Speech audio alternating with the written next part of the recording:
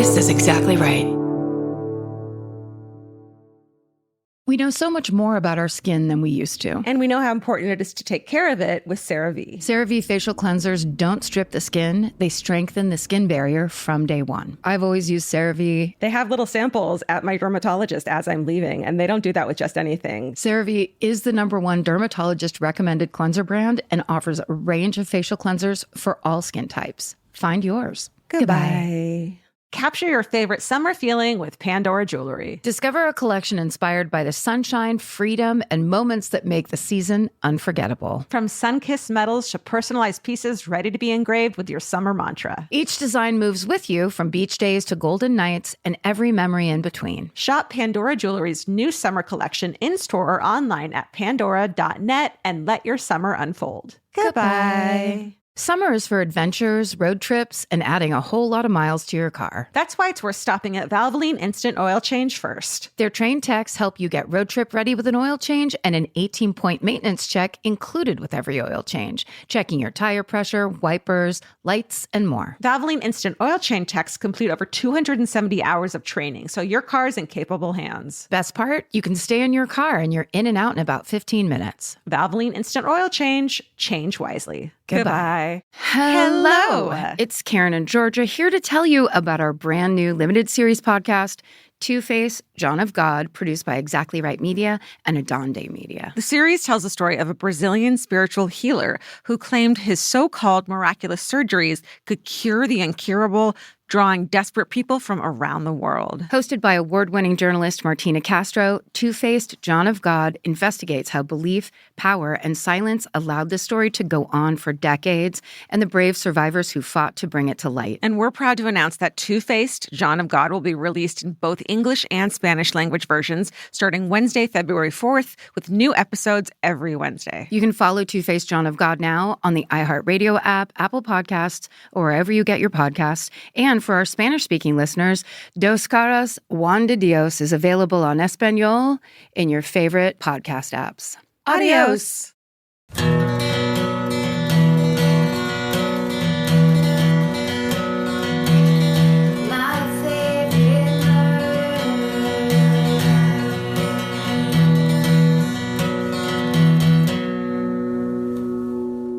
Hello. And welcome To My Favorite Murder. That's Georgia Hardstark. That's Karen Kilgariff. We like podcasting, do you? Can you hear how much we like it in our voices? These are our pro podcasting voices. Do we do this when the world is such a mess? How do I, It is just the current. Also, it's like the world is a mess. Everything I see on TikTok is horrifying, but I don't want to look away. I know. I can't look. It's driving me. I'm going crazy. I was just laying in bed earlier, just fucking being like, everything's a mess. Now go put on makeup and fucking contour your cheekbones and podcast. But here's the thing. Because we got to play in Minnesota before, in Minneapolis. Watching what those people are doing and watching how those people are taking it back and being like, these are just thugs and we're going to fucking treat them like thugs. Yeah. It's so inspiring. And it's so like they're not letting up. And they're not letting fear hold them down. No, it's just very empowering for everybody else to be seeing. I hope they know that. Yeah. And it's just... It's insanity. Fuck ICE. What are we doing? Yeah, what is fucking happening? It's clearly fuck ICE. What is fucking happening? It's the fucking Gestapo. And it's the Gestapo, and they're attacking people who are intrinsic to this nation in every way. And not just like people always talk about the work. It's like, these are people who were here first. Yeah. Fucking how about that? Yeah. Here first. And then basically built up, like they were talking about, there was some story out of Minneapolis, ICE agents eating dinner in a Mexican restaurant and then arresting the workers. Oh my God. Where it's like, well, then there is no line then. No, there is none. There's no line. These people are berserking and they have to be treated as such. It's fucking terrifying. And I'm a white woman. I'm not saying that I'm terrified for it's terrifying that this is happening to everyone, to other people. And I'm fucking so horrified by it. Also, it's if you hate people who are trying to make their families' lives better by coming to this country, like what's wrong with you? Where's your empathy? They're not. What's wrong with you? What's wrong with you? I'm so disgusted. Also, I saw a thing where there's all this trickery in those ICE contracts. So they think they're getting paid all this money, but if they quit, they have to pay it back. Wow. And there's all these stipulations in there where it's like, of course, this is a contract with Donald Trump. This man does not pay people. This is not a person who has ever historically kept his word. This is a fucking liar and a monster and a megalomaniac. And a criminal. Dictator, pedophile. Like what? Oh, God. Anyways, this is our first episode on Netflix. Guy. Can you imagine? Are we allowed? So, are we allowed? This is unprecedented fucking times. No, I'm glad you said it. And I feel like we've been saying it all the way along. But we haven't, I just want to say it before because my fucking story is so trivial and like that I'm going to tell you today and so fucking unimportant in the scheme of things that I feel. Did you see the Golden Globes? Like no one said a word. I know. Did you see Mark Ruffalo on the red carpet? Yeah. He said some shit. Thank you. And Wanda Sykes. Yeah, Wanda, of course. Like, fuck. I know. We can't not say anything. The fact that it's escalating. Exactly. Well, listen, here's what I am very inspired by. Mm-hmm. Because as I am addicted to TikTok, I can see what the children are doing and saying. And high schools are walking out and joining those protests in Minneapolis, or joining the people who are right on the front line where those risking their lives. Yes. And also for other people, and harassing. I saw a woman who was just harassing people in San Diego who went in to submit for the job. And she was just it was like a comedy roast. Wow. She was just saying awful shit to them as they were walking away. And it is the most satisfying because she's like, what are you doing? What kind of person is that's what I want to do? Someone who shouldn't have any authority. Yeah. What if we change the subject to something so insane and different from it that it'll just feel like we're going to break the bone here? I've got it. And be topical. Heated rivalry. I've got it. We are on the pulse of the fucking TikTok generation. We're on the pulse of the distraction generation where horrors rise up in front of us on a daily basis. And then you have to go on and with you your go day. Yes. Where do we send our money? What do we do? Totally. How do we help? And then also, get this off me. Please rinse my eyes. This is horrifying. Heated rivalry. I love it. It's so sexy. And oh my God, it's everything. And it took me a minute to get into the first episode. It took me 3 times to watch it. Because I kept getting these funny memes about it that made me want to keep watching it. And I'm so glad I stuck with it. That sounds kind of like a boy's excuse of I had to rewatch that sex scene over and over because I don't know, I wasn't into it. Yeah. Well, I didn't know I was into that, honestly. I know my friends are. My girlfriends are they're fucking into that. And I didn't know I was until I watched this fucking show. And then I'm like, well. Kind of undeniable. Yeah. No, where's my porn now? I'm just to watch it kind of unfold on social media. And it's my friend Jacob Tierney, who I've talked about on this podcast all the time. And it's his baby. What a success. There was a guy that was filming the final episode. And did I say this already? He was standing on Santa Monica and all 4 bars were playing it. And the bars were packed and there was people spilling outside. And he just was going in West this. Hollywood? Yep. I was just oh my God, that's so beautiful. Look at what he made. It's just so incredible. And he's so deserving. He's so smart and talented and so hilarious. And it's then great. What's his name? Connor Story? Connor Story. God damn it. He's not even Russian. No. I didn't know these things. When I started watching, I didn't know who he was. And now I know everything about him. Yeah.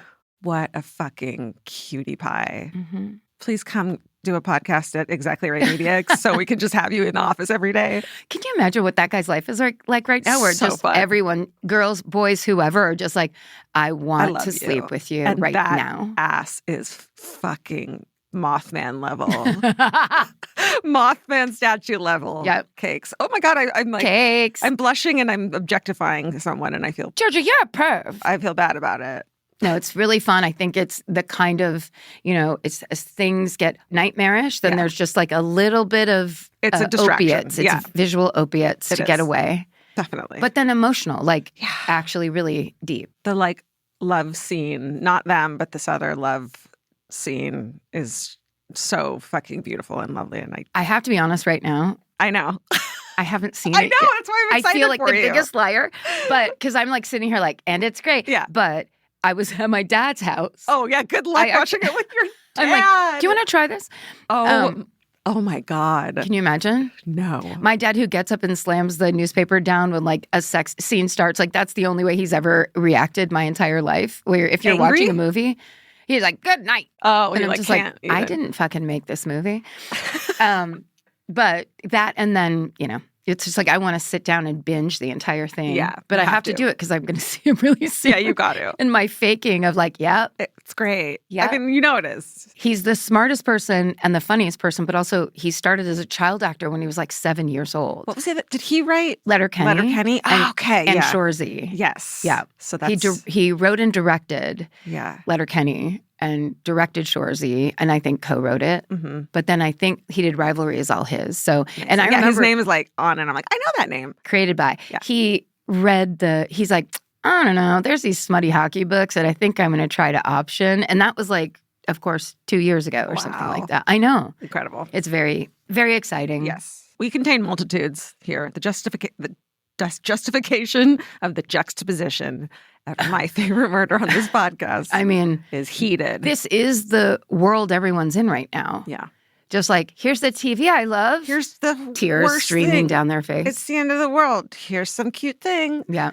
Here's a cat meme. Can I just carve out 1 second to make a joke? Because I know anytime I do this, people like yell at me and then compliment me. Well, are you talking about our beautiful fucking article in the Hollywood Reporter written by journalist Mikey O'Connell? It was so cool. Well, it's amazing if a journalist that's talking to us also listens, because then they're kind of like, I remember when a thing happened. Insider baseball. What's your version of it? We're like, yes, we can't finally. tell. Yeah. It was very nice. My joke that I want to say without anybody telling me anything is that in that first picture, it looks like I'm doing an impression of Peter Falk. I don't understand why I can't just take a picture and smile. It is, I've been traumatized. It's like, and like and it's like, I've been traumatized by show business. All I saw, can I tell you what I saw? And it was like these beautiful photos with great lighting and great makeup. And I was like, my hands look old. Like, we just do that. You know? You're right. We just go to that immediately. I know. It's like you have to, it's like, what is the next problem I'm going to solve? Yeah. But I don't know why it's like, it's like I'm holding an invisible cigar in my mouth. I didn't see it. Listen. Look and listen at how complicated life can be. Look at how superficial we absolutely are in the face of everything else that we are also holding. And how lucky we are. America. And you guys have been so incredible on our 10-year anniversary week. Thank you for all the love and the beautiful comments and just so much. So nice. So much love. So nice. I also didn't mean to be so sneaky sliding that topic in, but it feels like when it rains, it pours. And for us, we have been so lucky. Oh, and my God. From like tour on, things have just been so lovely. Yeah. And I feel like humbled and grateful that they keep showing up for us. Yeah, we know how fucking lucky we are. It's my new thing. Maybe you should smoke a cigar. Maybe that's your new look. I think so. I kind of hot. Maybe. Yeah. I'm getting that kind of Russian masseuse vibe going. So I think a cigar is really the only option. All right. Well, should we do some Exactly Right Media? Should we do some business? Because listen, we still have to run this company. We absolutely do. We have a podcast network called Exactly Right Media. And here's some business highlights. Over on Dear Movies, I Love You, Millie and Casey are feeling the heat as they revisit the 1998 classic, How Stella Got Her Groove Back. Yes. Plus, screenwriter Chris Thomas Devlin joins them to talk about his area of expertise. And then over on I Said No Gifts, Bridger does his best not to make it a thing when Corrin Wells forces a gift on him anyway, brings him a gift. He said no gifts. They brought him a gift. They insist. They get into Toni Braxton's family using Hinge dates as tour guides and whether rabbits are an underrated protein source. No. You've got to listen. And the trailer's out now for our newest podcast, Two-Faced John of God. And it's our first dual language podcast. So it will be available, of course, in English and now in Spanish. The Spanish feed is called Dos Caras, Juan de Dios. And it premieres February 4th. Follow everywhere you get your podcast. You're so proud of this. You've done so much work on this. It's so exciting. This has been in the works for so long. It's very exciting. It has. And Adante Media, the company that we're doing it with, Martina Castro is the journalist. That's her company. Mm-hmm. She's the loveliest person. She's going to be on the podcast so we can talk to her about it in person, obviously. Yeah. But as a company, they've just been the coolest. They're so good at what they do, and they're so fun and collaborative. I can't wait for the world to hear it. Yeah, it's great. And then, as we said, My Favorite Murder is officially heading to Netflix. So on January 26th, 6 back catalog episodes will be up on the My Favorite Murder Netflix channel. Check it out. Followed by the first brand new full episode on January 28th and the first new minisode. I'm throwing a lot of dates at everyone. The first new minisode is on January 30th. They're all streaming exclusively on Netflix. Exclusively on Netflix, where they now show video podcasts. Here's what I love about this. Every other episode, it's just going to go like our normal thing. So it's a full episode and then minisodes, full episode, minisodes. I love the idea that people get to, like a really broad group of people could get to try out the little taster of minisodes. I think people are going to really like minisodes. And I think that means we're going to get a lot more great emails sent in of minisodes. Like, it's just going to ramp up the, like, you know what it means? Stories after stories. Yeah, we're going to need a mail room. Okay, over in Merch Corner, Nicole is here to remind us that our 2025 tour merch is now available in the Exactly Right store. Go grab your tour hats and totes and all the apparel from our live shows. Yeah. At where? Over on exactlyrightstore.com. Quantities are limited, so please rush and push other people out of the way. Oh, and we have a quick merch show-off thing. You have these fucking adorable pins. Everybody loves these pins. Oh, wait. They are, you know what they are? What are they? They are magnets. How do they even work? What? And then you get a cute little case to put your joints in, too. Magnets. Okay, magnets. Wait, what are we doing? We've got magnets. Magnets. A fuck politeness koozie here. That's so cute. My girly pink. Oh, yeah. But I always get, like, it's either black or pink, and each of us get, like, because Karen wants all black stuff. Mm-hmm. I want all pink stuff. Gray is the, like, common denominator one, I think, right? Especially like with a nice red flag. That's right. So the MFM flag, red flag looks amazing. And I have this pink fuck politeness. Definitely getting one for Vince because he is comfortable in his masculinity and will wear pink. Oh yeah, he's not a fucking toxic male. He's a real clothes horse. You know, he has real style. Yeah, he does. Him and his wife, penguin shirt. Oh. You want to get in on that? Yeah. Anyway, okay, merch.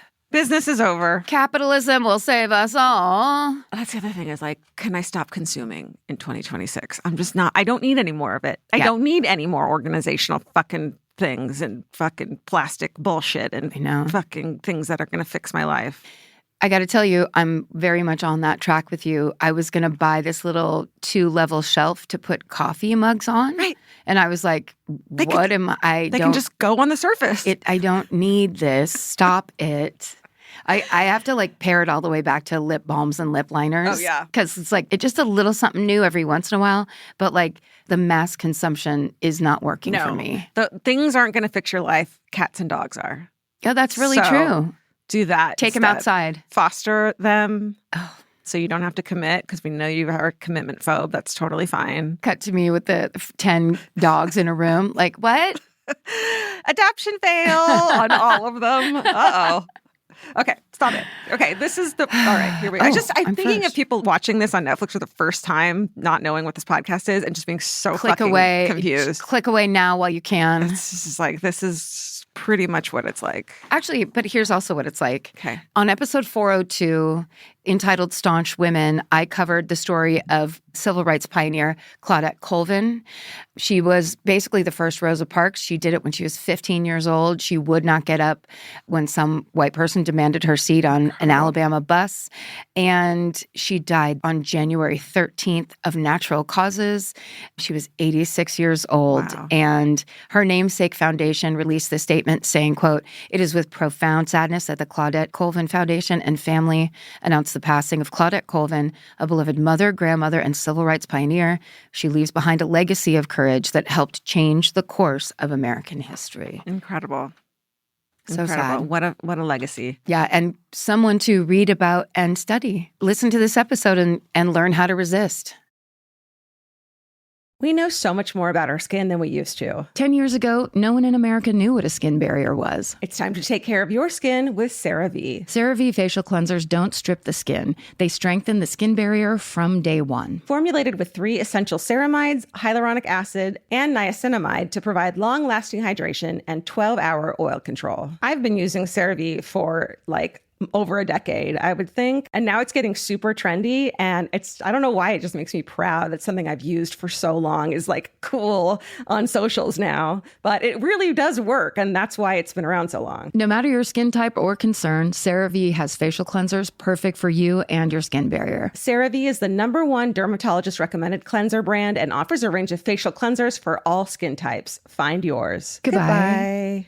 The future has an annoying habit of always showing up. That's why now is a great time to start planning ahead. Enter Acorns. Acorns is a smart way to give your money a chance to grow. You can sign up in minutes and start automatically investing, even if it's your spare change. The Acorns potential screen shows you the power of compounding and how your money could grow over time. You can quickly adjust how much you're investing every day, week, or month to make sure you're always building towards your goals. Whether you're just starting out or thinking about settling down, Acorns supports your big and small goals across every stage of life. Sign up now and Acorns will boost your new account with a $5 bonus investment. Join the over 14 million all-time customers who have already saved and invested over $27 billion with Acorns. Head to acorns.com/MFM or download the Acorns app to get started. Paid non-client endorsement compensation provides incentive to positively promote Acorns. Tier 2 compensation provided, potential subject to various factors such as customers' accounts, age, and investment settings. Does not include Acorns fees. Results do not predict or represent the performance of any Acorns portfolio.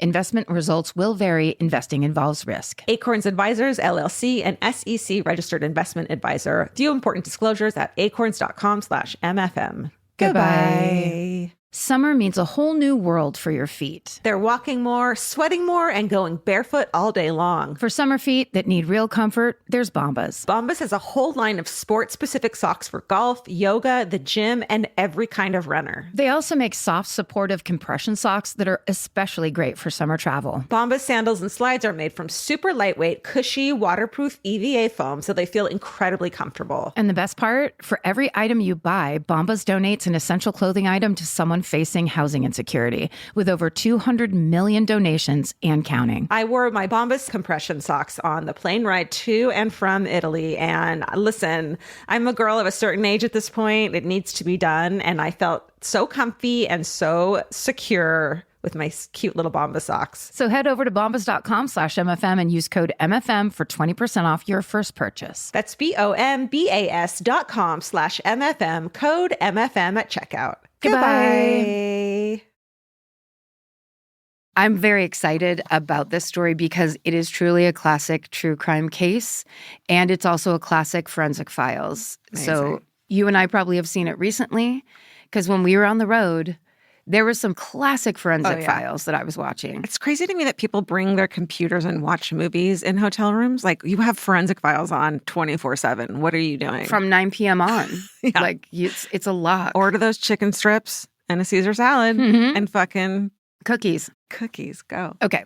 This story begins in Kent County, Delaware, which is in the Dover metro area. We rarely talk about Delaware. No, we don't really do that, do we? And we've never gone. No, I dated someone from there, and you're still mad about it? Scrapple. That's all I know about it. Scrapple. That was his name? Delaware. Hey, Delaware.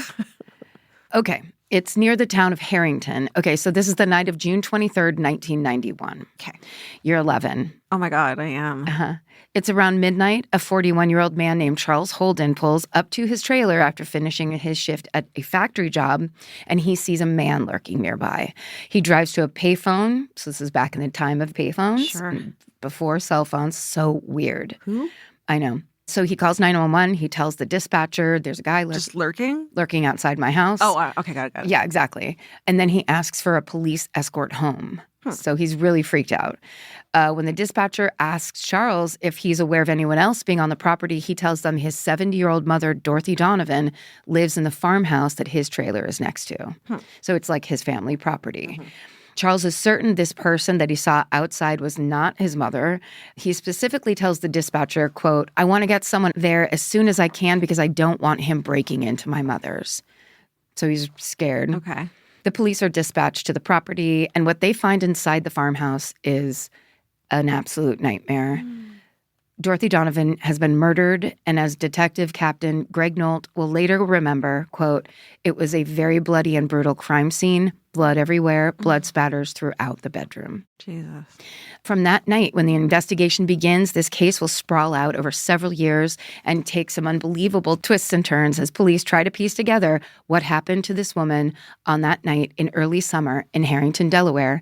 This is the story of the hunt for Dorothy Donovan's killer. Wow. And the main source used for the story today is the 2008 episode of Forensic Files entitled Stranger in the Night, along with several articles that ran in the Delaware-based News Journal newspaper. And the rest of the sources are in our show notes.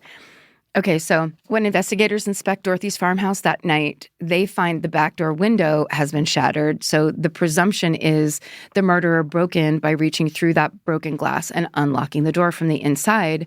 And one of the reasons they think that is because there's blood smeared around the scene. And forensic analysts conclude that that blood does not belong to Dorothy. Investigators also find several fingerprints and a partial palm print that are not hers. Police run through potential motives. They don't think it's a botched robbery because nothing's missing from the house. Dorothy's purse is like right there. There's the possibility that it's a sexually motivated attack since Dorothy's body was discovered in her bedroom, positioned in a way that leads investigators to consider this possibility. But really, the sheer brutality of this crime, with Dorothy having been stabbed more than 24 times, all about her face and chest, is indicative of overkill, which suggests that this is a very personal and a very angry attack. An FBI profiler quoted by the News Journal newspaper goes so far as to say, quote, "Some stranger did not break into the house, murder her, and leave. This is someone who knows the victim, knows her well, and knows that they can come here and that she will be the only victim in the house." Wow. End quote. Okay. We have to start saying end quote because we're on Netflix. Oh, shit. Are we journalists now? Yeah. At least we have to say end quote. No, I don't like it. Really? No. You want to keep it loose and open? Yeah, you can tell by the tone of voice. Well, that's really true. I don't like end quote. Write in if you think this whole thing has been a long quote since 2016. Because I never say end quote. I don't either. I don't want to. Okay. The end. The end.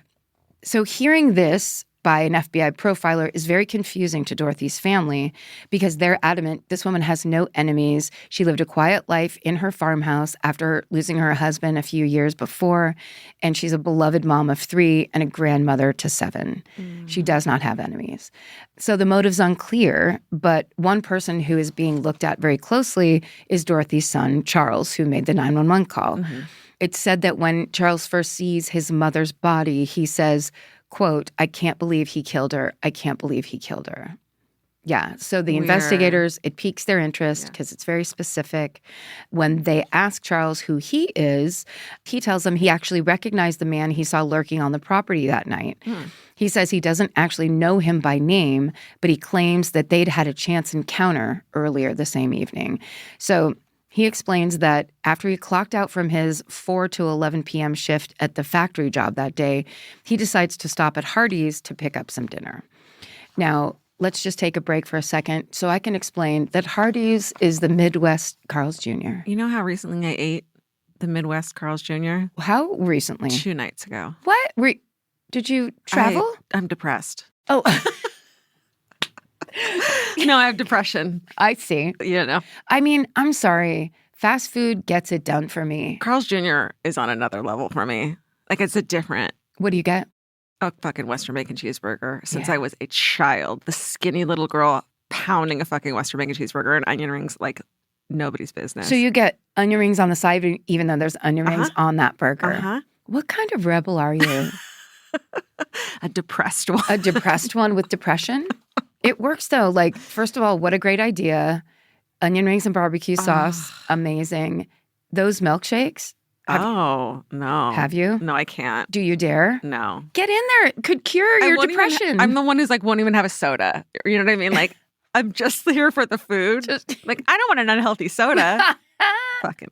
Did I tell you the story of the time I was in the Wendy's drive-thru on Vermont and the guy I ordered my thing and I was like, whatever, cheeseburger and large fries and a medium diet. And he was like, why don't you just get the regular? And I literally let it hang for like 5 seconds. I was like, are you fucking kidding me, dude? And he was like, oh, sorry. Yep, your total is $9. You didn't go for the... Sure. Look, Look at me right now, though. What am I fucking talking about? Also, I'm literally drinking a here's fucking the thing. full... Whether it's this is filled with beet juice. Go fuck yourself. We all get to do whatever we want. Yeah. I have a fucking full-fat Coca-Cola right now. Got to. And I'm enjoying it. Whatever you want. Whatever you want to get you through. Full permission to our listenership. Get yourself through. Yeah. Fight, fight, fight. Go, go, go. And we're back. Okay. So he stops at Hardee's, the Midwest Carl's Jr. to get his food, goes inside, but then when he comes back out, he's crossing the parking lot and he is intercepted by a hitchhiker. So that's so weird. Should I always pronounce it that way? Hitchhiker. Charles describes him as a black man in his 30s with oversized glasses, standing around 5'9", wearing a plaid shirt and brown dress pants. He claims that this man asked him for a ride to Georgetown, Delaware, which is like 25 miles away. Mm-hmm. And Charles told him he wasn't going to drive all that way, but that he would take him down the road a few miles in the direction he was going if that would help him. And according to Charles, the hitchhiker took him up on this offer. When Charles is about half a mile from his own home, he tells the hitchhiker it's time for him to get out of the truck. But instead of getting out, Charles says this man's mood abruptly changes. He becomes irate and starts attacking Charles, demanding that he drive him all the way to Georgetown. Charles tells investigators he jumped out of the truck. He starts running away from the hitchhiker, who's now chasing him with a screwdriver that he took off the floor of Charles' truck. What? And now he's threatening to kill Charles if he doesn't keep driving him all the way to Georgetown. So Charles says, he tells the guy, okay, fine, I will do it. I'll drive you there. He calms him down a little bit. They both start walking back to the truck. And then Charles does the classic move where he just takes off running, jumps into the truck, and takes off. Jesus. And it works. So he basically leaves this like violent hitchhiker standing in the middle of the street with a screwdriver in his hand. Okay. So Charles says he's terrified that this man is going to follow the direction of the truck on foot, since it's only like a half a mile away from where he lives, right. And that if he sees Charles's truck on the property, he's going to be like, I'm going to go there. That's where he is. Right. So Charles drives around for 20 minutes before he loops back and heads to the property. But when he pulls into the driveway, he sees the hitchhiker lurking. And that's when he drives away, sees a payphone, and makes the call to 911. Okay. So the detectives hear this story out from Charles, but once he's done, they waste no time telling him that they don't believe a single word of it.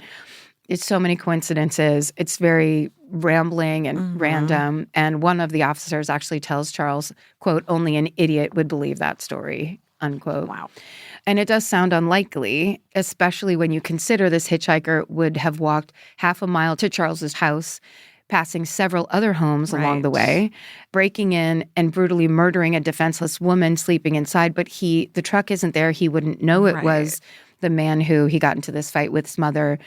And then it's like, what is that all supposed to be a coincidence? And then also like this fight he got into would explain why there's like scratches and stuff like that. How convenient. Yeah. And of course, there have been tens of thousands of crimes reported in this country where white people blame black people, a black man, for the crime. Yeah. And they're lying. So they basically say, we don't buy it. Charles holds firm. He's adamant he's telling the truth. When investigators remain suspicious, they tell Charles, take a polygraph test, and Charles says no. Mm-hmm. So that's not really surprising in this day and age because at this point, as we've talked about a lot, we know that polygraphs aren't very reliable, but this is 1991. Yeah. Where it's kind of suspicious if you don't. If you say no, it's suspicious. Everybody's like, this is a lock, just like blood spatter. What's the problem? Totally. So from here, police have to continue building the case. They create a composite sketch of Charles's purported hitchhiker based on his description. They put it out to the public. And actually, if you look through old newspaper articles about Dorothy Donovan's murder, you can see this composite sketch. It doesn't seem to have generated many leads. Meanwhile, the medical examiner's report comes back with more details about Dorothy's murder. It's based on the physical evidence that's being processed at the crime scene, but these findings only bring more questions. For example, the medical examiner is unable to find any evidence confirming sexual assault. So the sexual angle is gotten rid of as a motive. And actually, they start to think that maybe her body was like posed in that slightly suggestive way to throw police off and lead them down that path. Then and it's still early in the investigation, police get bombshell information. They learn that not long before Dorothy's death, she's taken out an accidental death insurance policy. And the beneficiary is her son, Charles. So then the detectives find out Charles is in debt. Who isn't? Right. Although we don't know how much, but it does point to financial motivation. The police continue circling Charles as a suspect, but the tests show that his blood is not a match for the blood that was left at the scene. And the palm prints are clearly not a match. The police consider the theory now that Charles could have hired somebody else to commit the murder and then just go in for a cut of that life insurance payout. But the police don't have enough to arrest him, so they try to find out if there's anything about his hitchhiker story that is real. If this person actually exists, he could either be the murderer or he could be Charles's accomplice. So maybe the hitchhiker story is Charles' way of covering for himself if anyone saw him and that man together that night. Oh, yeah. Okay. So detectives take that composite sketch of the man. They track down several people who were at Hardee's the night of Dorothy's murder, and they are able to confirm a huge piece of the story, which is that there was, in fact, a man in the parking lot that night approaching people and asking for a ride. Okay. And he looks like the guy in the composite sketch. Investigators compile photos of men with criminal records who resemble this hitchhiker down to the oversized glasses. And every person in this photo lineup is wearing glasses. So when Charles is shown the pictures, he picks out the one that he believes was the hitchhiker. Police also showed these photos to other witnesses, and 3 of them identify that same man that Charles does. He's a 33-year-old black man living in Harrington, miles from the murder scene. He has a criminal record, but he has never committed a violent crime. He's been convicted of forgery and petty theft, but now given the multiple positive identifications, police think they might have their man. But when the officers show up to this man's house to question him, they immediately know that he couldn't be Dorothy's killer because it's only a week after the murder. This man opens the door and he has a full beard. So not a single witness mentioned anything about this hitchhiker having a beard. It's improbable this man could have grown one in a matter of days, so he is off the list. And then when they run his prints, the man's palm prints are not a match. On top of all of that, he has an alibi that completely checks out. So phew for that guy not actually, being wrongfully arrested and committed to jail. They've done it for less.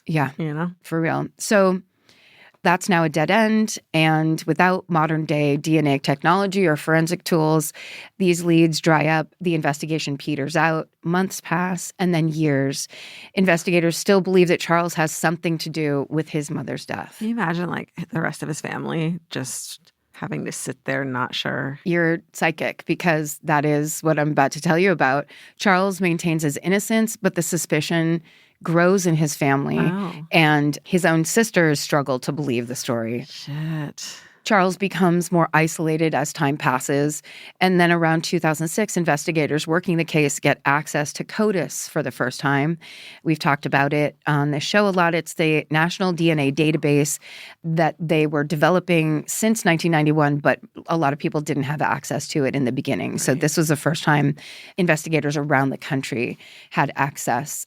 And it's helped solve countless crimes and cold cases over the years. So more than 10 years after Dorothy Donovan is murdered, the mystery blood sample from her farmhouse is inputted into CODIS, and investigators finally get a match. It belongs to a man with a lengthy criminal record who served time in Maryland around the late 1990s for murder. In the years since Dorothy's death, this man has been convicted on drug and robbery charges, and he served a stint in prison for that. He'd since been released, and it takes police more than 2 months to track him down. And when they do, they track him down to a home 40 miles away from Dorothy Donovan's home. The man's named Gilbert Cannon. He's in his late 30s. He looks a lot like the man in the composite sketch. But when police bring him in for questioning, he denies any involvement. Investigators start to confront him with the piles of evidence against him, including DNA and print matches, and he buckles. He tells investigators exactly what happened that night in June of 1991. And what he tells them is basically exactly what Charles said. Yes. Oh, how frustrating. So horrible. I told you exactly what happened, beat by beat, and you went. And it sounds fucking made up. It does. It sounds entirely made up. And luckily, Gilbert Cannon did corroborate it because he could have just done that thing where he's deny, and go to jail, which a lot of them do. He was in the Hardee's parking lot that night. He was high on cocaine. He was looking to score more, presumably in Georgetown, and that's why he needed a ride there. He corroborates the entire rest of the story we've heard. Charles offers to drive him a few miles up the road. Gilbert attacks Charles with the screwdriver. They fight in the street. Charles offers him the full ride, and then he runs back to his truck and gets away. Then Gilbert fills in the rest of the gaps. He says he kept walking down that road, and then finally he decided he needed to find somewhere to sleep. He tells investigators he passed several houses, but they all had their lights on, so he did not try them. Don't tell me it was just a fucking coincidence. Yep. He arrived at Dorothy's house by sheer coincidence. The lights weren't on. It was just as Charles had feared when he saw the man lurking and drove away. He killed him. Gilbert broke in through the back door. Between the sound of the window being smashed and the creaky farmhouse floors, Dorothy wakes up. Gilbert is in a drug frenzy, truly, and just attacks her and stabs her with the screwdriver and murders her brutally and horribly. Gilbert was fleeing the scene when Charles arrived home. It doesn't seem like Gilbert understands that the same man who'd given him a ride and that he'd gotten a fight with was now the one pulling in this driveway. Okay. He tells police he acted alone and that he picked the home at random. And when police tell him that it was that same man's mother that he murdered, he is shocked. Dorothy's daughter and one of Charles' sisters, Diana, tells Forensic Files that Gilbert being shocked was, quote, such a relief to us. That showed us that Charles was not connected to him. Yeah, because he could have lied and said, yep, he hired me, so he gets a lighter sentence. Yep. Like, I was just a dupe. Right. Yeah. Yeah. And then the guilt you would feel that you did not believe in your own brother, even though it would be very hard to believe. Yeah. Like all these things that are happening, it's evidence. And it's like the part about the death insurance is terrible. Yeah. The randomness of it is what's so unbelievable. Yes. But it's true. After confessing, Gilbert's arrested, and the following year, 2007, he pleads guilty to Dorothy's murder. When he does, it will have been 16 years since Dorothy Donovan was murdered. Gilbert's sentenced to life in prison without parole, and Dorothy's surviving family members are left to pick up the pieces after years of overwhelming grief, losing their mom, along with the family tension over the doubt around Charles's involvement. Finally, Charles Holden is exonerated, but nothing can undo the nightmare of being implicated in your own mother's death for 16 years. Yes. Little has been documented about how Charles felt during all of this. Understandably, he had no interest in talking to the press. But a 2007 News Journal piece briefly touches on his experience, quoting his sister Brenda Alexander, who says, quote, at the time of Cannon's arrest, Charles's sisters acknowledged that they were hard-pressed to understand why their brother would give a ride to a stranger, in this case, one with an extensive Delaware criminal history dating to 1981. His generosity caused a rift among the siblings, but according to Alexander, an attempt at reconciliation began Tuesday. We're working on it, she said. We were all in court, and we all went to eat afterwards. We're working on it, but it's going to take time. Yeah. End quote. That's the incredibly tragic story of the murder of Dorothy Donovan and the exoneration of her son, Charles Holden. Wow. I haven't seen that, Forensic Files. Yeah. I didn't know that story. It's like the thing people fear about being out in the country that, like, as far as I know, growing up out in the country never happens. And then all of a sudden, this insane, unbelievable, horrible story. Yeah. Almost. Yeah. That's wow. Yeah. Great job. We know so much more about our skin than we used to. 10 years ago, no one in America knew what a skin barrier was. It's time to take care of your skin with CeraVe. CeraVe facial cleansers don't strip the skin. They strengthen the skin barrier from day one. Formulated with 3 essential ceramides, hyaluronic acid, and niacinamide to provide long-lasting hydration and 12-hour oil control. I've been using CeraVe for over a decade, I would think. And now it's getting super trendy. And I don't know why, it just makes me proud that something I've used for so long is cool on socials now. But it really does work. And that's why it's been around so long. No matter your skin type or concern, CeraVe has facial cleansers perfect for you and your skin barrier. CeraVe is the #1 dermatologist recommended cleanser brand and offers a range of facial cleansers for all skin types. Find yours. Goodbye.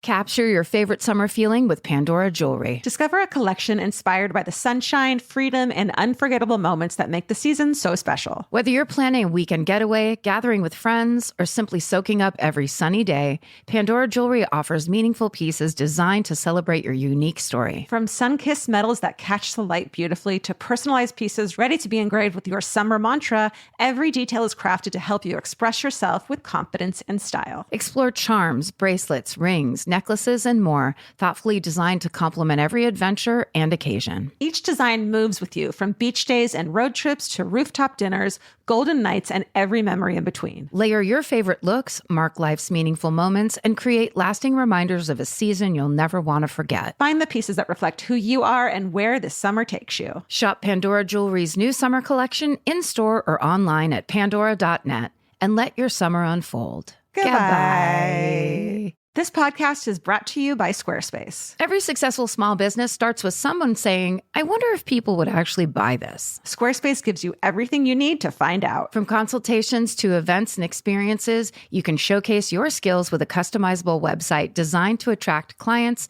and grow your business. With Squarespace's collection of cutting-edge design tools, anyone can build a beautiful, professional online presence that perfectly fits their brand or business. Get paid on time with professional invoices and online payments. Plus, streamline your workflow with built-in appointment scheduling and email marketing tools. Head to squarespace.com/murder for a free trial. And when you're ready to launch, use offer code MURDER to save 10% off your first purchase of a website or domain. Goodbye. Well, great job. Thank you. Very classic true crime. This isn't that. This is completely different than that. This is... The origin of Hardee's. Oh, I'd love to hear that. No, it's worse. This is the story of the Gwyneth Paltrow ski collision trial. Oh my God. What a joy. Yeah. Come on. There you go. Okay. What a great idea. It's not my idea. Molly and Allie get full credit for you for that. lunatics. I'm so excited. And I was like, okay, I guess. It's such a good idea. Because here's the thing. I think there was something else big happening in the news at the same time where there has always been for 10 years. Right. But I felt like I couldn't focus on that the way I wanted to. Yeah, you just heard little blips about it, not like a whole thing about it. But you're about to hear a whole fucking thing about it. Bring it to me, please. Okay. So it's late January 2019, and we're in Park City, Utah. You love to summer there, right? Oh, I summer all the time in the snow. Why would I summer in the snow? Who does that? Rich people. Yeah. A 72-year-old retired optometrist named Terry Sanderson, or more likely one of his lawyers, files a lawsuit in Utah's civil court that immediately generates headlines around the world.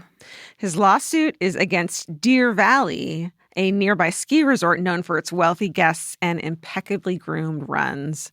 It's also against the person he collided with, a person we all know from Shakespeare in Love and Sliding Doors, and of course, Goop.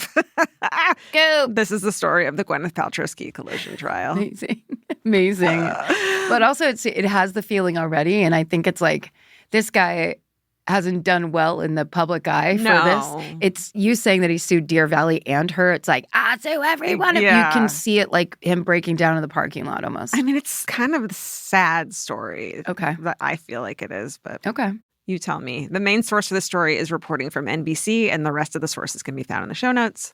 Okay, so we're back to the day it all happened. It's February 26, 2016, and we're at Deer Valley on a green run, which I think is, easy. For babies? Yeah, called Bandana. And this is one of the easiest runs on the mountain. It's a gentle, wide slope that connects the summit to the Empire Canyon Lodge, where you would find me if I were forced to be there. I mean, I'm telling you, here's our cancellation. I fucking hate skiing so much. It was a activity that my single dad took us to do because he didn't know what else to do with us when we were Big kids. Bear? Yeah, and that's the last time I did it, and I have no interest in it at all. He took us a few times. It's just so out of control. And I get that that's the appeal. It's very surfer and that energy of let's ride it and let's see what happens. I hate let's see what happens energy for things like that, for physical things. It was fun. I enjoyed it as a kid. As an adult, I have no interest. Did I tell you the story of with my ex, we went skiing one time because we had a big skiing family, and I was like,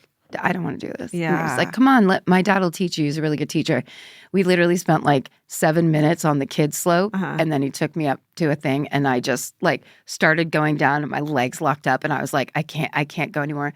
I had to get taken down on the ski patrols, like laying down like that, staring up at the sky. It was so embarrassing and so hilarious. Yeah. So Gwyneth is 44 at the time and is on the mountain with her 2 kids, Apple, who's 12, and Moses, who's 10. Oh, Moses, like my cat. And she's with her boyfriend, producer Brad Falchuk, who they're now married, and a ski instructor named Eric Christensen. The kids have been getting a lesson from Eric, and Gwyneth and Brad had been skiing with them. So kind of a family lesson together. Sure. What happens next is up for debate. According to Gwyneth, she's gently skiing down the slope. Did she use the word gently immediately? Right. Well, it's like an easy run. So it's not like you have to be pro and you'd be going fast or anything like that. Okay. So she's skiing down the slope and then she sees 2 skis appear between her skis. And then she feels someone press up behind her and kind of grunt. And then the 2 of them both crash to the ground. So almost like someone came up behind her and plowed into her. Gwyneth and the man both freeze for a minute. And then she yells at the guy who crashed into her. She later says she yelled at him because she thought in the moment he had done it on purpose. She's a famous person, and I'm sure she gets harangued in public all the time. So she kind of thought it was one of those experiences. And what did she yell at him? Goop? Goop! Goop! And that the grunting thing was weird. Yes. You know. No, that's very jarring. Yeah. But she says she realizes in the moment that it was an accident and apologizes for yelling. So her kid's instructor, this guy, Eric, helps the guy to his feet and they have a brief exchange, the guy and him. And then everyone skis away.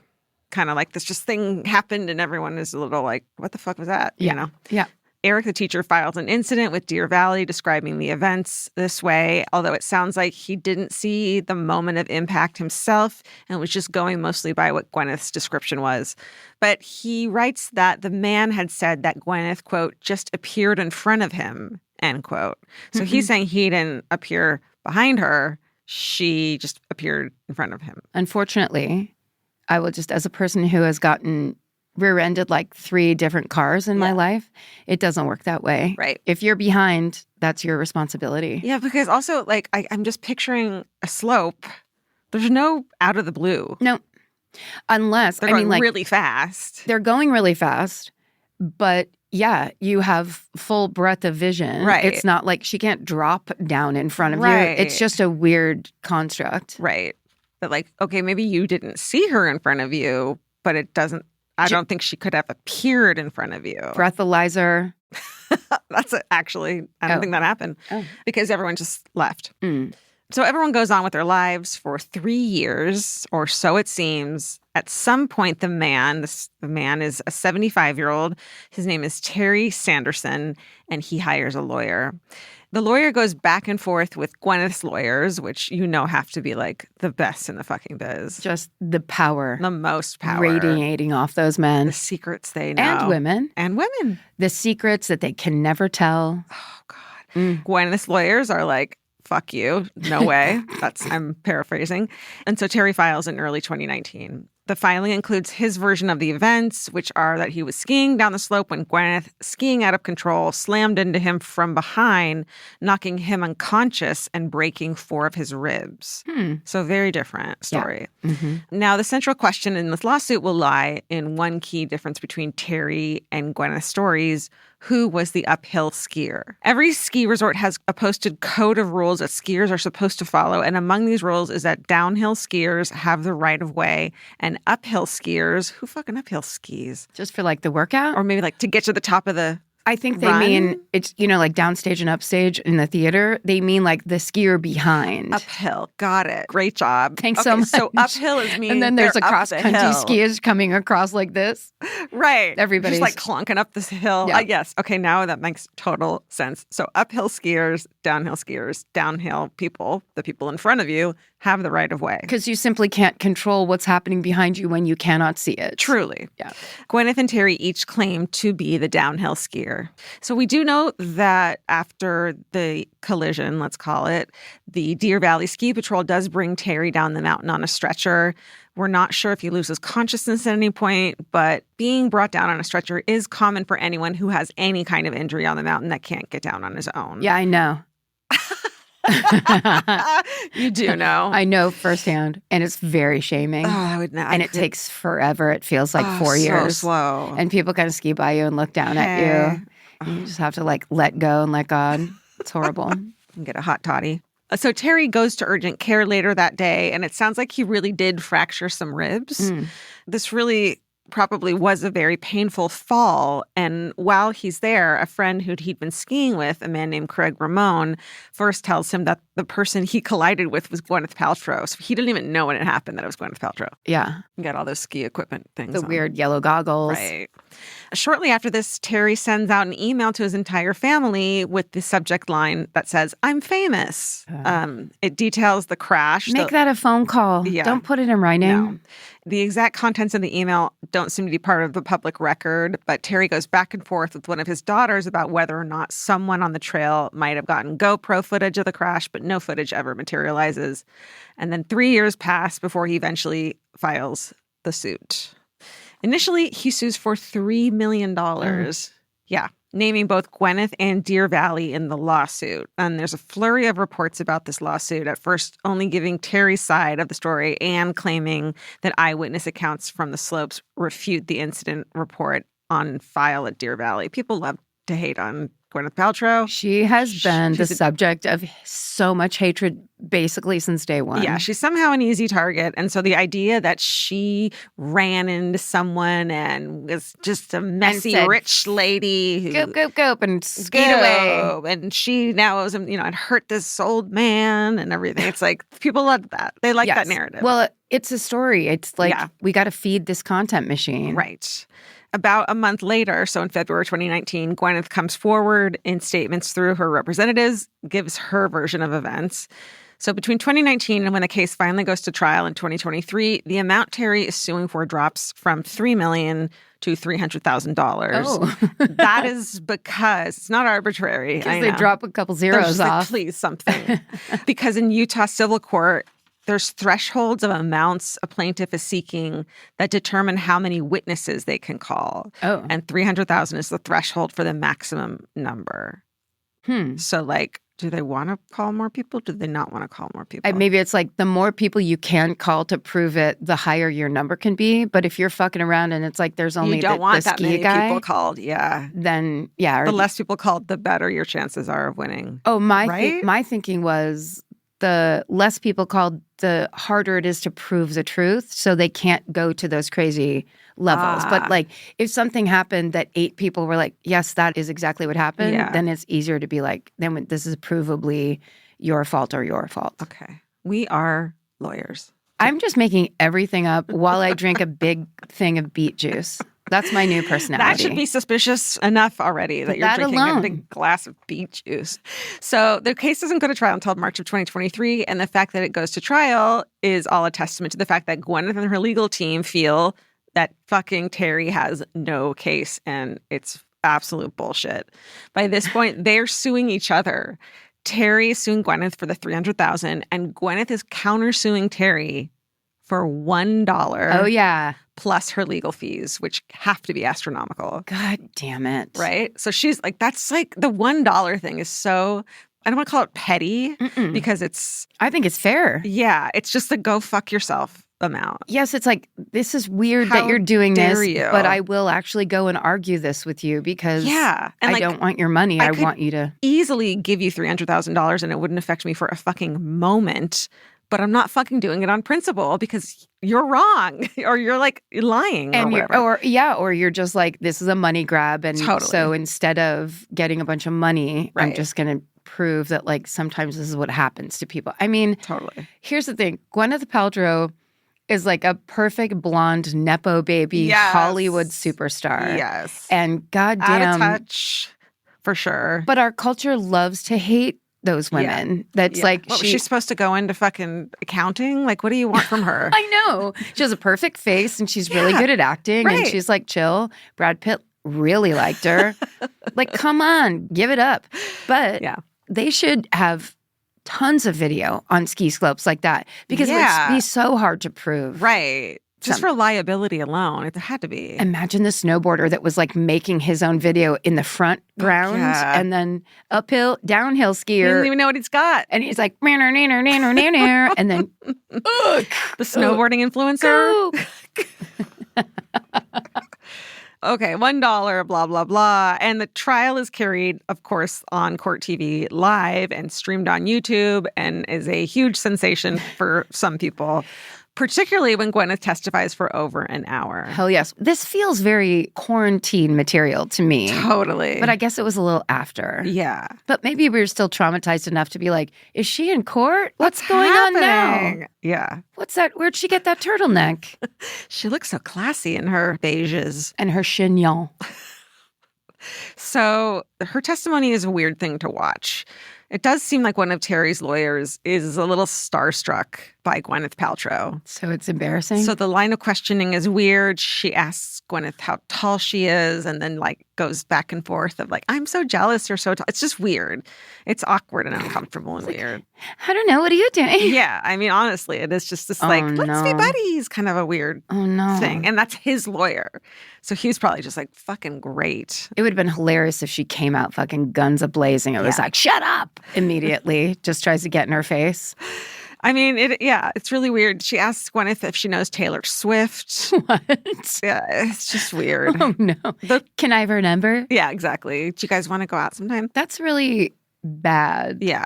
And also that poor man who was like, oh, I kicked up all this dust and now he's like slowly watching it all fade away. Right. And it's live, so you can't be like, never mind.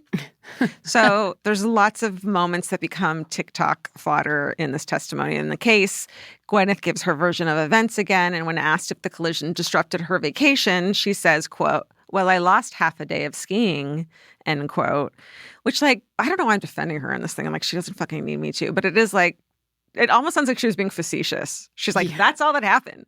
I lost a fucking half a day of skiing and this guy's fucking suing me for $3 million. Like, like it wasn't a big deal, but people take it as like a out of touch. Oh, Marie I Antoinette. lost half a fucking, yeah, exactly. Yeah. So. But this woman, she's always on the grind for you people. You know? Right. She's like, she never stops working. Can't she have a half a day of skiing? Yeah. Without everybody being like, fuck you. Totally. So fine, whatever. I'll defend her. I don't care. Yeah, I mean, we will. At this point, I'll defend her. because also after it happened, she packed in for the day and went and got a massage instead. Because she's like, yeah, someone just fucking clobbered me. Yeah, and she's rich, made of money. And I'm I'm Gwyneth Paltrow. Her choice is like, go pick a diamond necklace, eat fucking caviar, or go get a massage. Like, what would you do? Yeah. You do that. What do you want her to go down and work at the buffet? It's Gwyneth fucking Paltrow. She's never lifted a finger, nor should she have had to. No. Thank you, Blythe Danner, for bringing this perfect child into the world. We are Gwyneth Paltrow stans here. It turns out. We're the phoniest assholes in all of show business. I know. We're just as bad as the lawyer kissing her ass. But I think there is a piece of it where it's like, this must happen to her or that type of person. Yeah. Non-fucking stop. Like, you just can't win. Yeah. Like, anything you say is going to be torn apart. Did you see Marty Supreme? Gwyneth is in it. Uh-huh. As this like actress who is, slightly older. Fucking incredible. She is a movie star. She is. That's the other thing. It's like, I think when people get around movie stars, whether they sue them or like try to be friends with them, there's just a weird magic. Like a blip in your head. It makes you a little crazy. What's your love Odessa, that chick who's in Marty Supreme with the curly hair? Oh, she's in I Love good. LA, and she's so good. One of the reasons to watch it. She's just incredible. Okay. I got to see that. Odessa A. Zion. Okay. And she's just like magnetic. I like that movie, but my sister had to go out and stand in the lobby for a while because she was all of her senses were overwhelmed. Why? Because you have to watch it, but the soundtrack is absolutely insane. I can't watch. I have a sensory issue. I can't watch it. Yeah, she does too. Oh, good. You should text her. No, I don't want to upset her senses. That's what we don't like, is to be texted. Mm-hmm. Okay. So Terry's ski buddy, that guy Craig Ramone, takes the stand. He's considered to be the only eyewitness to the actual collision. He, of course, backs up his friend Terry's story. He says that he heard a, quote, blood-curdling scream end quote. Nice. Thank you. Before seeing Gwyneth out of control slam into Terry. The woman has been on ski slopes since she was like probably 4 years old. Totally. Right. He also is questioned about a Facebook post he made shortly after the collision claiming Gwyneth, quote, took Terry out, end quote. You know, who knows what the fuck? They're just trying to make it seem like it's her fault, obviously. Well, he has broken ribs. I mean, like... Yeah, the broken ribs. But also I'm sorry, but like he's an older gentleman. Right. But she wasn't hurt at all and he broke 4 ribs. Not to say that it just seems like... disparate stories. Yeah, and it might be more about you and your body than the crash. Right. You know? Yes. I just need to know who the uphill and downhill skiers were because that's all of a sudden people being like, no, I was in front is crazy and infuriating, I'm sure. Yeah.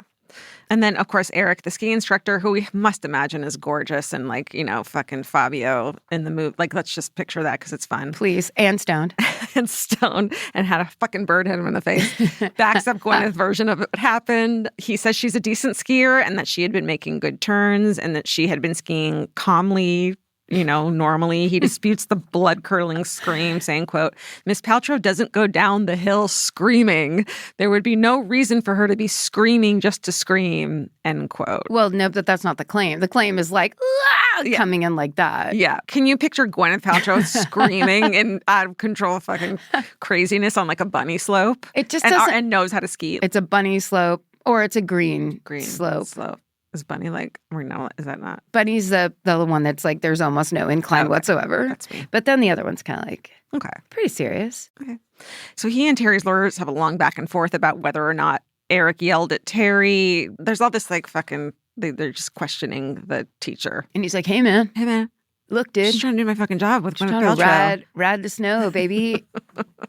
The case probably falls apart for good when Terry is questioned. Mm-hmm. In his suit, he lists many health problems that he suffered since the collision, but Gwyneth's legal team also determined that he had most of these conditions before the collision.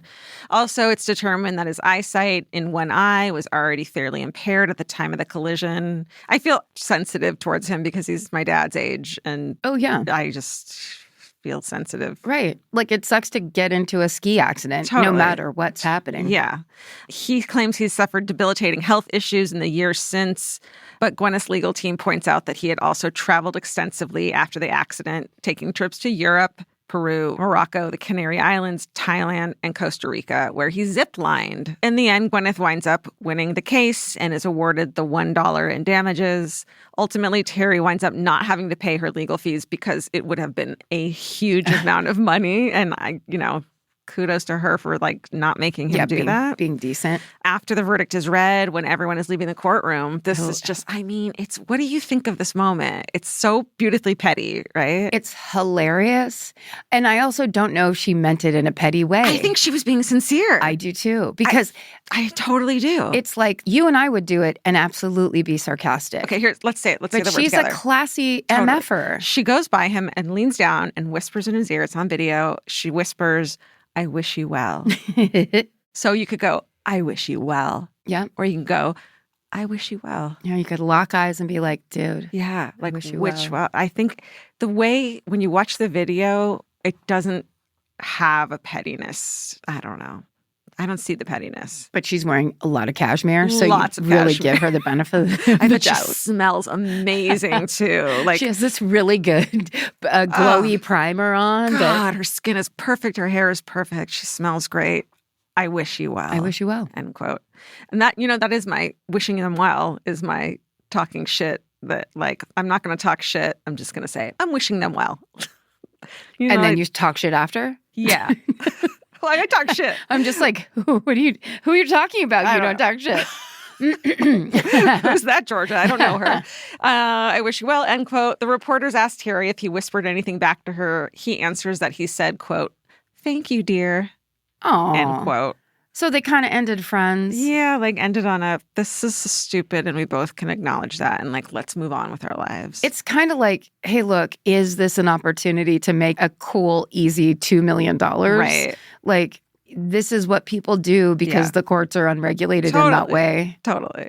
Watch the McDonald's hot coffee documentary. Oh, my God. To this day, he stands by his version of events. He has to.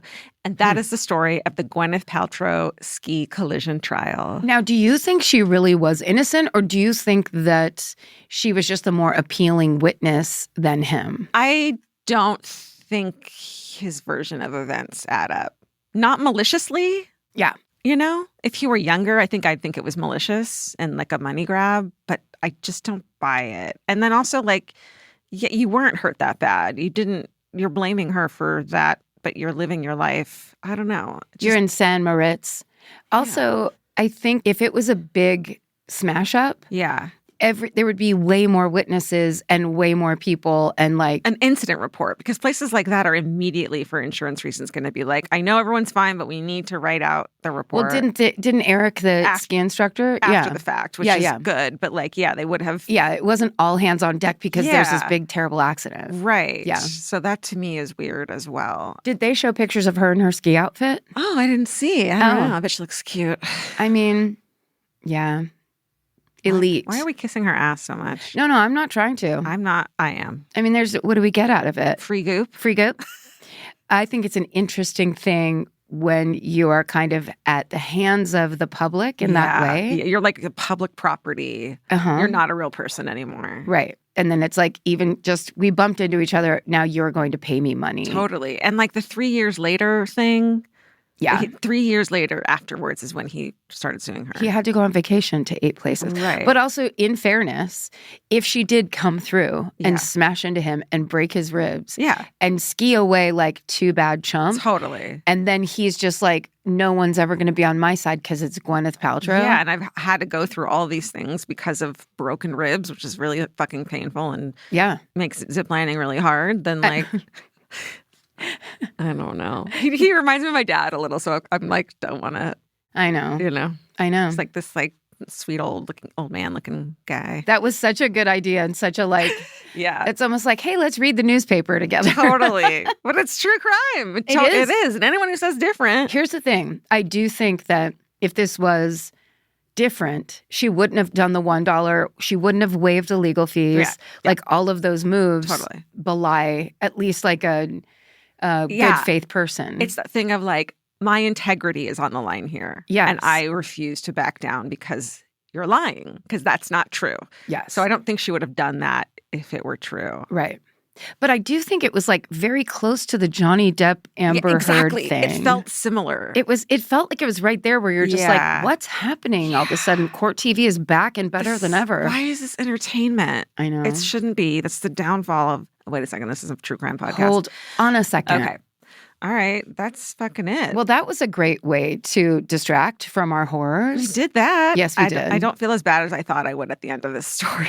I'm sorry, Gwyneth, but I feel fucking great after your nutso experience. And I'm sorry, broken ribs, man, because if you are right and the world is against you, what a tragedy. Truly. In this day and age that's the tragedy of all tragedies. What if she leaned forward and said, what is it? Peace be with you? What did she say? I wish you well. I wish you well, but then she very quickly winked with one eye. Winked, just like, no, I don't. I don't. Oh, okay. Yeah. Amazing. Good distraction. Yep. Thank you. Great story. Yeah, thank you. Yeah. So now that we're back in the real world, we want to throw some money at the problem by donating $10,000 to the ACLU. Well, considering everything that's going on, what if we give $25,000? Love it. Let's do it. Yeah. In the name of Murderinos and all of you guys for just supporting us and listening, thank you. And anything you can do, go on social media. The people of Minneapolis need your help, need your support, probably money or donations. Yeah. There's all kinds of services. This is really an insane situation that everyone is in. And whether you can volunteer, give $5, or just give a shit and pay attention. Yeah. This is a pivotal moment. Yeah, it is. I think it's going to be historical. So let's be on the right side of history. God. Anyway, stay sexy. And don't get murdered. Goodbye. Elvis, do you want a cookie? What gets you to believe in something?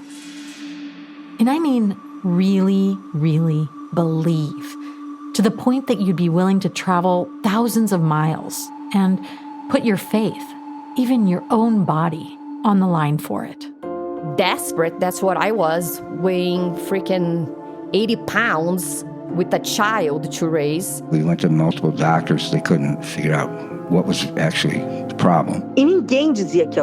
Nobody told me they were going to cure my father. No doctor, neurosurgeon. But he said, I'm going to cure your father. And I believed it. How long are you willing to hold that belief? Until you question the whole thing. As they would say, either I believed in him or I believed in death. I had to believe in him. João Teixeira de Faria, better known as John of God, is a Brazilian spiritual healer who over 5 decades grew into one of the most famous healers in the world. He had healed the wives of ministers, presidents, and owners of big companies. This is real. This guy's actually doing surgery, and it's a miracle. I never believed that miracles were real until that point. You have literally thousands of people in white milling around, and everyone tells you how they've been saved by this person. After a while, I was like, well, can all these people be wrong? But while he drew thousands of followers who claimed he cured their cancer or helped them walk again, over time, a darker side began to reveal itself. One of the reasons why I never went to the police is because I saw at least 5 or 6 men with guns everywhere he went. That was clear to me, like, close your mouth, don't open your mouth, don't say anything. From Exactly Right Media and Adonde Media, this is Two-Faced, John of God. I'm executive producer and host Martina Castro. And over the course of the next 6 episodes, I'll tell you how this man painted himself as a gifted healer. But as his power and influence grew, he used it to lead a double life, one driven by intimidation, greed, and sexual assault. It's very difficult, and it's very also lonely. One small person against God. Listen to Two-Faced, John of God, on the iHeartRadio app, Apple Podcasts, or wherever you get your podcasts. And Spanish speakers pueden escuchar esta serie en español. Busquen a Dos Caras, Juan de Dios.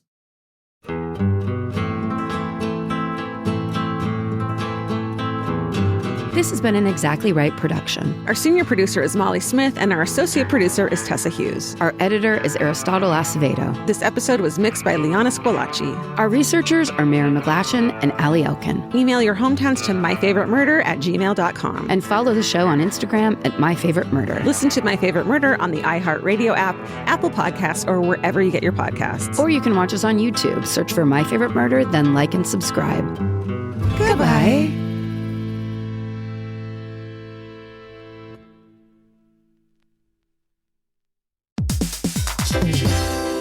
Hey everybody, here's the thing about other home security systems. They're all designed for after the window breaks, after someone's inside, after you get the notification, after the police come. SimpliSafe is the first system designed for before, stopping a break-in before it even begins. That's right. Unlike traditional security systems that only alert you after a break-in is already underway, SimpliSafe is designed to help prevent the crime before it starts. Their cameras can detect suspicious activity at the perimeter and alert live U.S.-based agents. Then SimpliSafe's agents assess the threat, intervene, speak through the camera to scare off the intruders, and call for 911 dispatch. That's right, and SimpliSafe has been protecting your world for 20 years, everybody. So celebrate their anniversary and save 60% on your new SimpliSafe system at simplisafe.com/stuff. That's 60% off, you guys, at simplisafe.com/stuff. Plus, when you order, write in our show name and the How Did You Hear About Us survey to let them know that we sent you.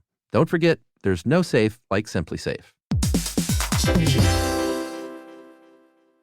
Calling all amateur detectives and podcast obsessives. Virgin Voyage's second true crime voyage sets sail March 20th, 2027 for a 5-night escape to Grand Turk and the Beach Club at Bimini. As part of the On Air at Sea collection, this immersive sailing brings together fan favorite podcasts, including Disgraceland, Buried Bones, and Wisecrack, for live recordings, behind-the-scenes access, exclusive meet and greets, and crime-themed programming that you won't find anywhere else. All aboard our award-winning, kid-free ships. Head over to virginvoyages.com/truecrime to secure your spot. Goodbye. I'm Nancy Glass, host of the Burden of Guilt Season 3 podcast. This is a story about a horrendous situation that destroyed 2 families. It's a scorched earth war that shows just how far someone will go to get what they want. Cindy said I had to choose between the truth and my family, and I had to choose the truth.